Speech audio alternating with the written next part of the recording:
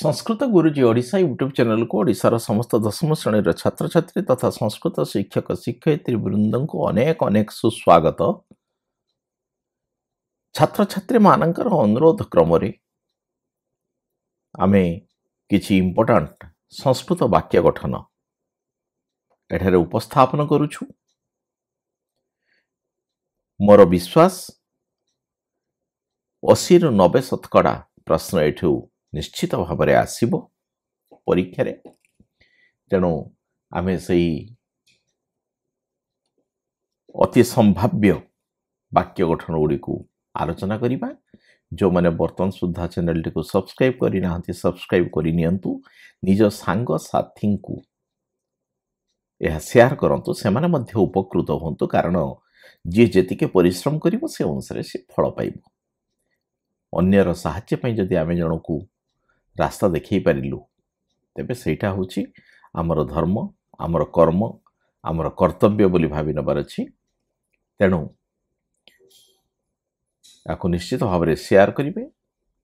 आरंभ करिबा। संस्कृत वाक्य गठन मोस्ट इंपोर्टेंट। समय समयार अर्थ होची निकटरे। आम निकषा जगह द्वितीय विभक्ति जानिचु। से समय बदल जदि निकषा पड़ी आम समान वाक्यटी को लिखि दे परिबा। केवल समय बदल निकषा जदि आम जोड़ीदबा तेबे हेजिबो।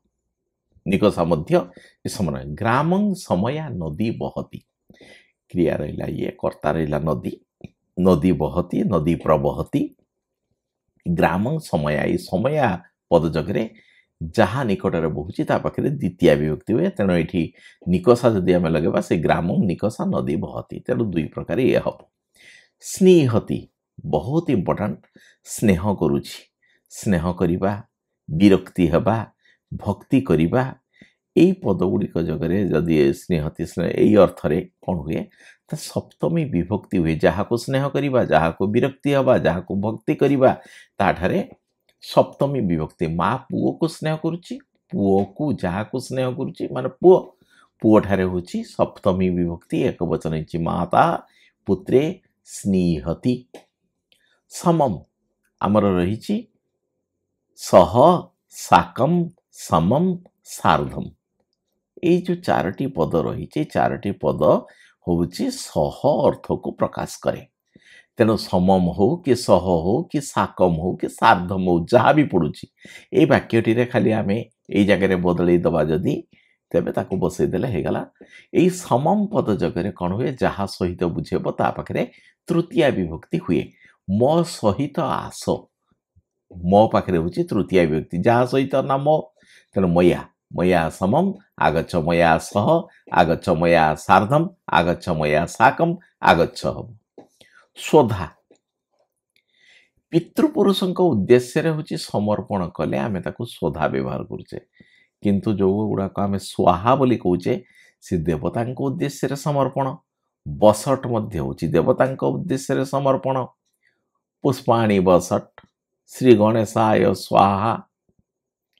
नमो जगरे चतुर्थी विभक्ति हुए श्री गणेशाय नमः। एठी स्वधा माने भी से समर्पण किंतु से कौच कौन ना पितृपुरुष उद्देश्य हुए। तेणु पितृभ्य स्वधा एतिकी लिखिदेले हो। 2 नंबर आम मिलଯିव। आरात आरातर अर्थ हूँ दूर अर्थ भी बुझाऊँ निकट अर्थ भी बुझाऊँ। ए आरात पद जगह कौन हुए जहाँ निकटर बुझेब जहाँ दूर बुझेब ता पाखे पंचमी विभक्ति हुए। तेणु कटक निकटरे कटकात आरात महानदी प्रवहती। महानदी प्रवाहित होउछि। तेणु ये आरात पद जगह कटक पाखे पंचमी होइछि। सकृत थरे निश्चित गोटे वाक्य पढ़िबार संभावना रही। सकृत माने थरे। असकृत सकृतर पूर्व खाली अ लगे। असकृत माने बारंबार।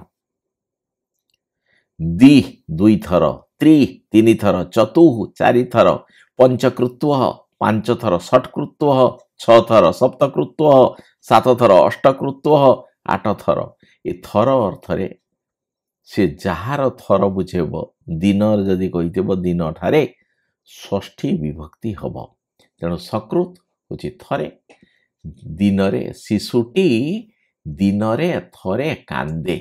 କିଏ କାନ୍ଦେ ନା ଶିଶୁଟି କାନ୍ଦେ। ଶିଶୁ ହେଲା କର୍ତ୍ତା ଉକ୍ତ। ଥରେ ସକୃତ୍ କ୍ରନ୍ଦତି। ଏ ସକୃତ୍ ପଦରେ ଯାଏ ନା ଦିନରେ ଥରେ। ଏ ଦିନ ପାଖରେ ଦିନର ସଂସ୍କୃତ ହେଉଛି ଦିବସ। ଦିବସର ଷଷ୍ଠୀ ବିଭକ୍ତି ହେଇଛି ଦିବସସ୍ୟ ସକୃତ୍।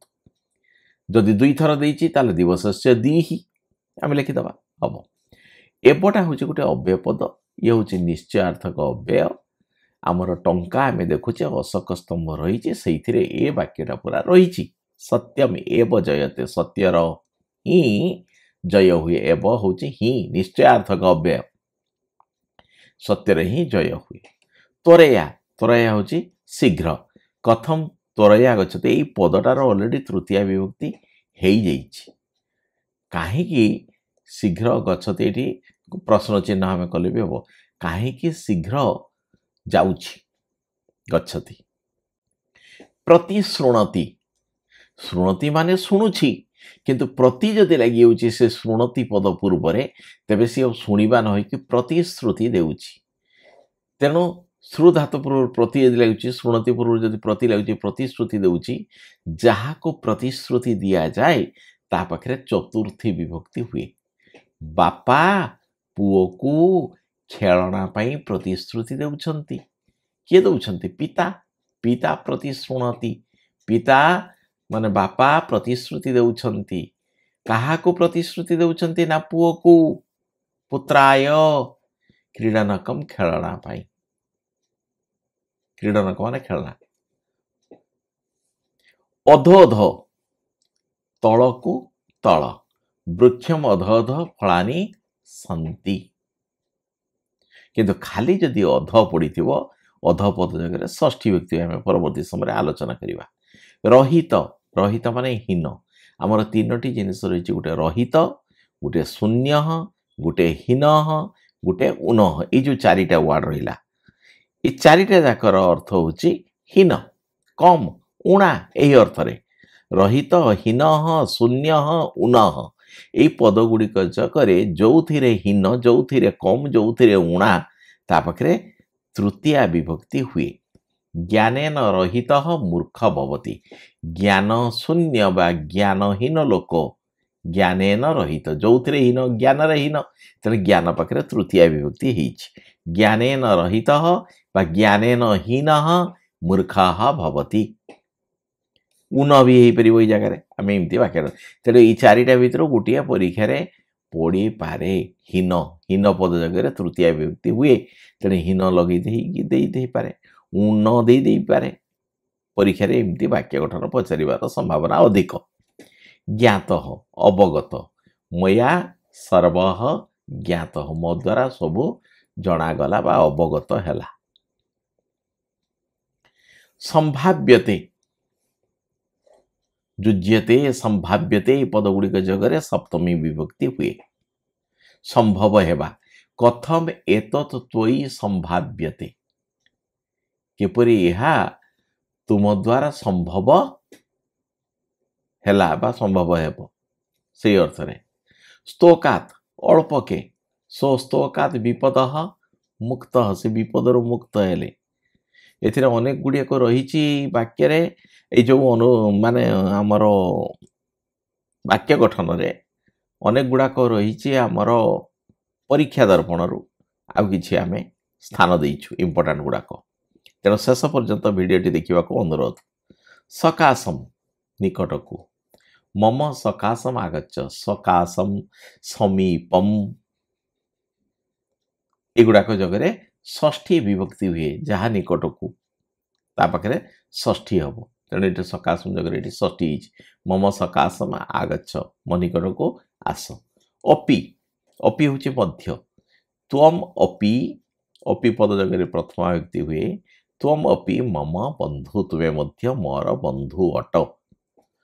ଇତି। ଇତି ହେଉଛି ବୋଲି। ପୁରା ଦଶରଥ ଇତି ରାଜା ଆସିଥି। ଇତି ଅବ୍ୟୟ ଜାଗାରେ ଏଠି ପ୍ରଥମା ବିଭକ୍ତି ହେଇଛି। ପୂର୍ବ କାଳରେ ଦଶରଥ ବୋଲି ରାଜା ଥିଲେ। ଇତି ଲଗେଇକି ମଧ୍ୟ ଅନେକ ଥର ପରୀକ୍ଷାରେ ପଡ଼ିଛି। ଉଭୟତ। ଉଭୟତ ହେଉଛି ଦୁଇ ପାଖରେ।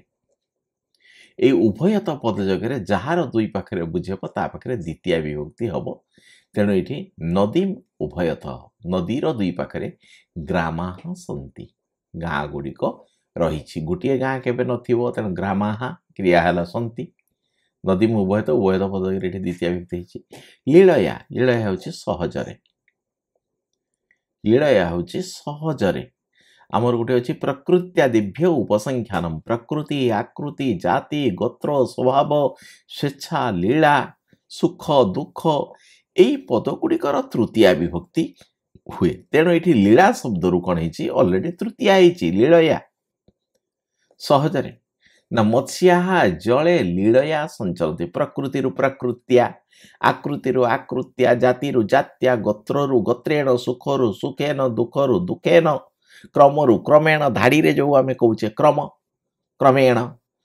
छात्राः क्रमेण गच्छन्ति छात्र छात्री माने धाड़ी रे जाउछन्ति क्रमेण गच्छन्ति ए भलिया ए होची वाक्य ददति बहुत इंपोर्टेंट दा धातु गोटे होची ददाति आ गोटे होची ददति ददाति होची प्रथम पुरुष एक वचन रे ये होची ददति होची बहुवचन रे देउछन्ति धनी माने धनिका बा धनी नह भिक्षुकेभ्य धनानि ददति धन देउछन्ति भिखारी मानंकु धन देउछन्ति एटा होची बहुवचन रे अछि आ जदि एक वचन हितंता आमे एई वाक्यटा को ही करि परिबा धनिकः भिक्षुकाय धनम ददाति इमति हे परिबो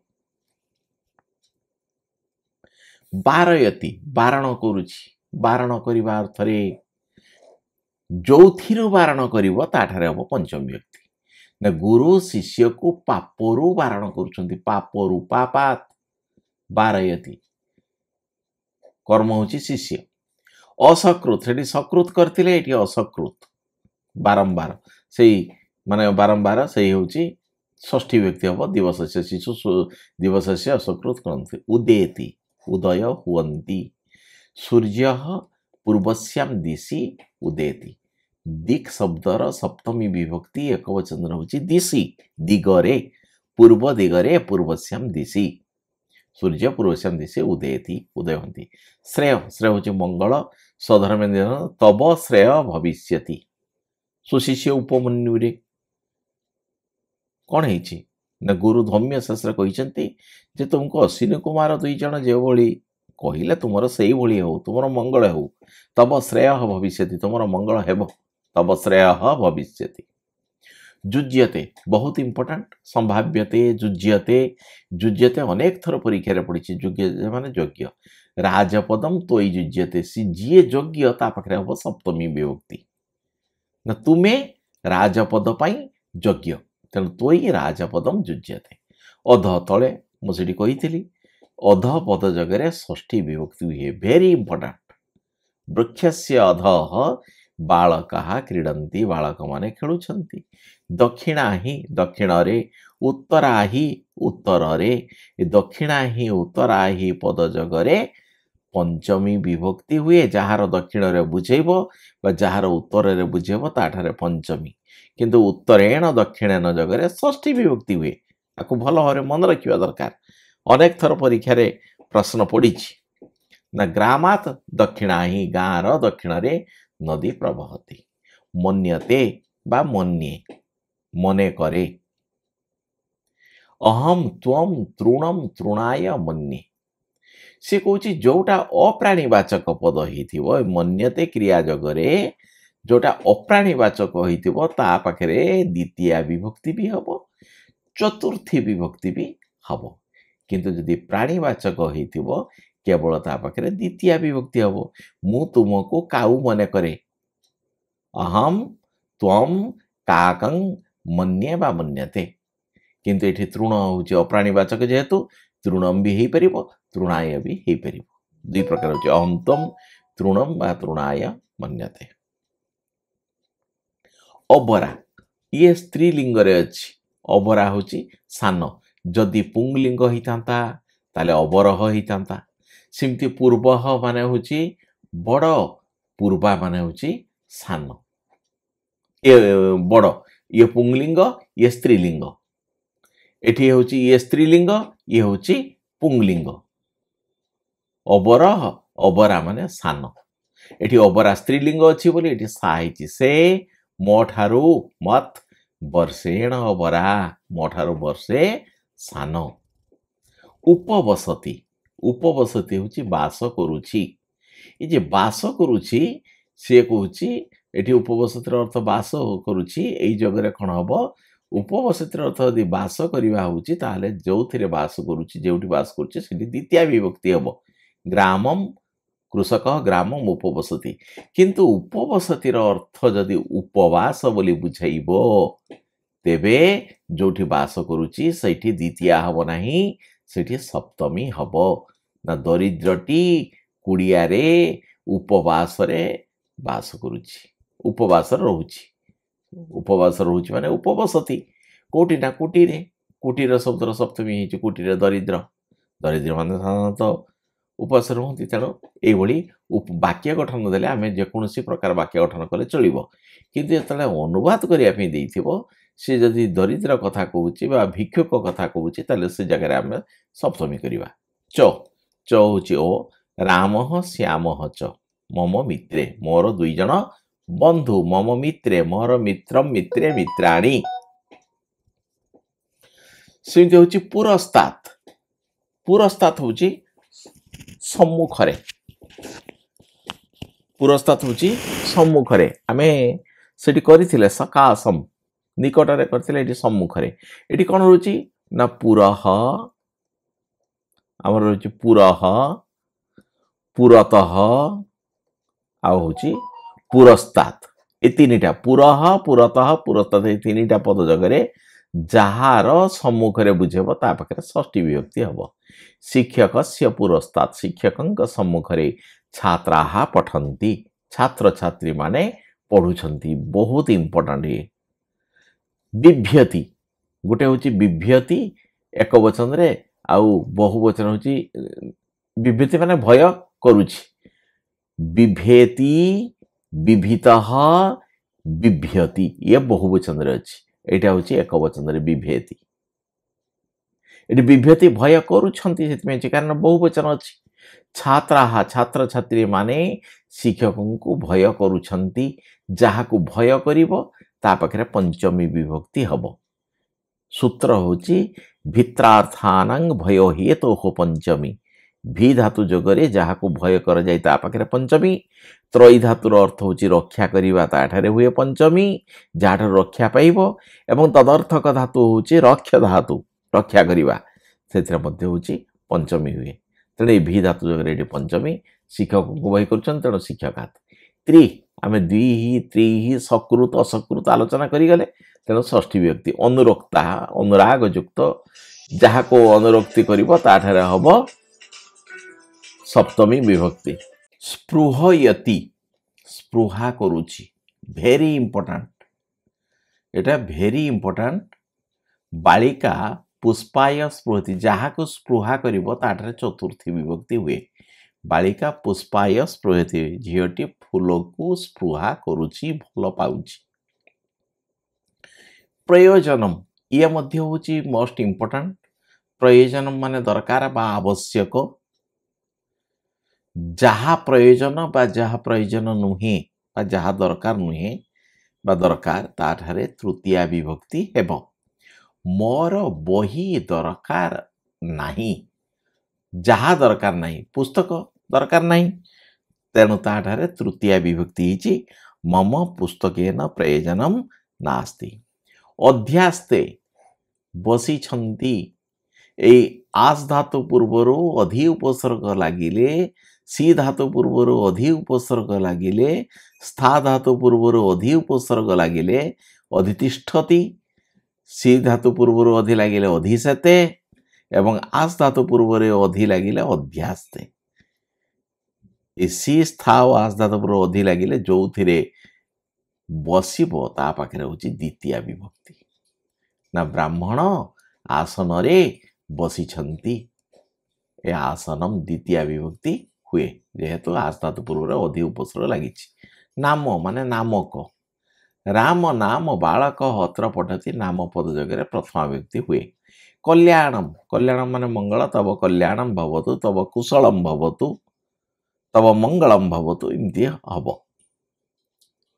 उभयतः उभयत माने होची दुई पाखरे जार दुई पाखरे बुझेब ता पाखरे द्वितीय विभक्ति हब नदी मुहेत वृक्षासंति आमे पूर्व आलोचना करछु देही देही माने दियो मोस्ट इंपोर्टेंट ये मध्य गुटे जहाको दब ता पाखरे होची चतुर्थी विभक्ति तुमे एठी देहीटा होची मध्यम पुरुष एक वचन त्वं मह्यम पुस्तकं तुमे मते बही दियो कर्ता त्वमटा उह्य अछि मह्यम पुस्तकं देही मते दियो प्रकृति मुझे कही प्रकृतिगत दुग्धम प्रकृत्या मधुरम ये सही शब्दर ही ऑलरेडी तृतीय विभक्ति हीन कम उणा सेठी आमे कहितलु रहित शून्य रहित कथा कहितलु दरिद्र धनेन हीन भवति रचत हे बहुत इंपोर्टेंट रुचुछि जहाको रुचिबो रुच धातु जगह जहाको रुचे ता पाखरे चतुर्थी विभक्ति हुए मह्यम दधि रचते मते दही रुचुछि विभेति भी धातु जगह जहाँ को भय कर चतुर्थी विभक्ति आम से छात्र शिक्षक आदि विभेति जहाँ को भय कर पंचमी अंतरा अंतरा मान हूँ मझीरे जार मझीरे बुझेब ता पाखे द्वितीय विभक्ति हुए कटकम पुरींच अंतरा भुवनेश्वरम टिके आगर मु कहूली सी धातु पूर्वर आस धातु पूर्वर अधि लगी अध्यास्त होता ये सी धातु पूर्वर अधि लगी अधिशते अधिशयन करेक दिन है परीक्षा पढ़ी पढ़ार संभावना बहुत अधिक रही शिशु शज्याम अधिशते सी धातु पूर्व अधि उपसर्ग लगे जो अधिशयन करेंगे जो शोब से आधार ठारे कौन हम आ सप्तमी हम ना द्वितीय विभक्ति हम तेणु शिशु शज्याम अधिशते नामना नाम ये मध्य बहुत इंपोर्टेंट अहं नामना राम निज नाम लिखिदेले हो गला कृते मोस्ट इंपोर्टेंट आमे कृते माने हुची पाई पाई अर्थरे आमे चतुर्थी विभक्ति करू निमित्तार्थ चतुर्थी किंतु सही पाई अर्थरे जदि स्वतंत्र गोटे पदटे व्यवहार होची कृते तेबे जहा पाई बुझेब ता पाखरे षष्ठी विभक्ति हब मम कृते जल मानय मो पाई जल आण अभिनिविशते 20 धातुर अर्थ होची प्रवेश करिबा किंतु अभि और नि उपसर्ग जितले लागि जाउची सेतले प्रवेश न बुझे कि मन देउची बुझौची तेणु 20 धातु पूर्वर अभिनि उपसर्ग युक्त हेले जोथिरे मन दउची सेठी द्वितीय विभक्ति हबो छात्रटी पाठरे मन देउची ए जे मन देउची किंतु पाठरे एठी आधार न होई कि एठी आमर कर्मणि द्वितीय ही पाठम छात्र पाठम अभिनिवेशते धारयति धार करिछि ध्रु धातु धार करबा अर्थरे जहा ठारो धार करिवो ता पाखरे चतुर्थी ये मध्य बहुत इंपोर्टेंट जे से मो ठारू 100 टंका धार करिछि 100 टंकार संस्कृत होछि सतम का ठारू ना मो ठारू एठी जहा ठारू धार करिवो ता पाखरे चतुर्थी हबो स मह्यम सतम धारयति बही ये मध्य गोटे मोस्ट इंपोर्टेंट बही माने होछि बाहरे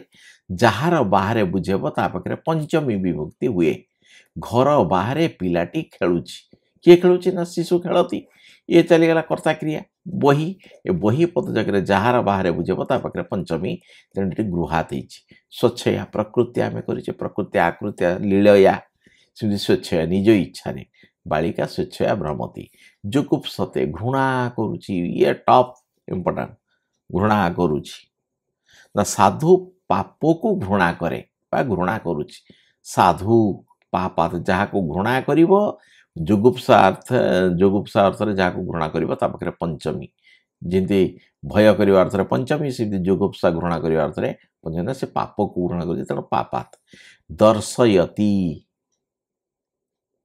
निजे न देखिकी अन्य जन को देखा प्रेरणा देउछि ये मध्य गोटे हूँ टॉप क्वेश्चन गोटे देखाऊछि जहाँ को तुम्हें प्रेरणा दब ता पाखरे चतुर्थी विभक्ति हब ना माँ पुओ को चंद्र देखाऊछि अर्थात चंद्र देखिया पुओ को प्रेरणा दउछि तेणु पुओ ठारे चतुर्थी विभक्ति है माता पुत्राय चंद्रम दर्शयति ये कर्म ये हूँ ता जगह कौन हूँ प्रेरणा दौथिबा तो ये चतुर्थी हो गला ତେଣୁ ଏଇଭଳି ଭାବରେ ଆମେ ଯେଉଁଗୁଡ଼ାକ ମୋଷ୍ଟ ଇମ୍ପୋର୍ଟାଣ୍ଟ ବାକ୍ୟ ଗଠନ ସେଗୁଡ଼ାକ ଆମେ ନେଇଥିଲୁ। ମୁଁ ଭାବୁଛି 80% ନିଶ୍ଚିତ ପରୀକ୍ଷାରେ ଏଇ ଭିତରୁ ଆସିବ। ତେଣୁ ଭଲ ଭାବରେ ତାକୁ ସମସ୍ତେ ଦେଖିଥିବେ, ବୁଝିବେ ବୋଲି ଆଶା କରୁଛି ଏବଂ ଅନ୍ୟମାନଙ୍କୁ ନିଶ୍ଚିତ ଭାବରେ ସେୟାର କରିବେ।